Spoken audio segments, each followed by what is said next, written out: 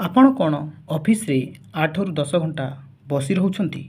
ଯଦି ହଁ, ତେବେ ଆପଣଙ୍କ ପାଇଁ ଆସିଛି ଏକ ଆଶ୍ଚର୍ଯ୍ୟଜନକ ଖବର।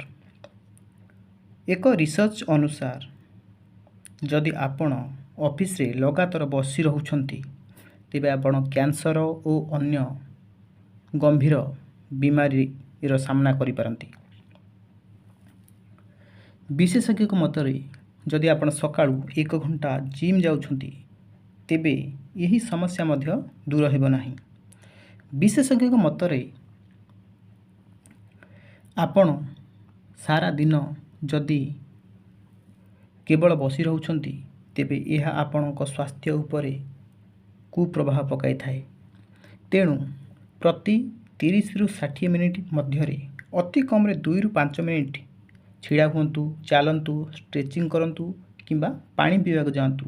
ଅର୍ଥାତ୍ ଆପଣ ଏକତରଫା ଭାବେ ବସି ନ ରହି ମଝିରେ ମଝିରେ ଚଲାବୁଲା କରିବା ସ୍ୱାସ୍ଥ୍ୟ ପାଇଁ ଭଲ। ନହେଲେ ଆପଣ ଭୟଙ୍କର ବିମାରୀର ସାମ୍ନା କରିପାରନ୍ତି। ତେଣୁ ଆପଣ ନିୟମିତ ବ୍ୟାୟାମ କରନ୍ତୁ। ଆଉ ଏଇ ଯେଉଁ ଚଲାବୁଲା କରିବାର ଛୋଟ ଛୋଟ ଅଭ୍ୟାସ, ଏହା ଆପଣଙ୍କ ସ୍ୱାସ୍ଥ୍ୟ ପାଇଁ ବହୁତ ଲାଭକାରୀ ସାବ୍ୟସ୍ତ ହୋଇଥାଏ।